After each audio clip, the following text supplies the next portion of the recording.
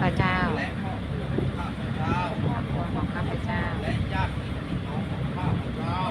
พี่น้องของข้าพเจ้าไม่เคยล่วงเกินกายวาจาใจต่อหน้าก็ดีรับหลังก็ดีเป็นก็ดีทั้งที่ไม่รู้ก็ดีทั้งที่ระลึกได้ก็ดีทั้งที่ระลึกได้ก็ดีขอให้ดวงวิญญาณของท่านโดนปอสิ่งรักษาโดนลายสารโดนสิ่งของรักษา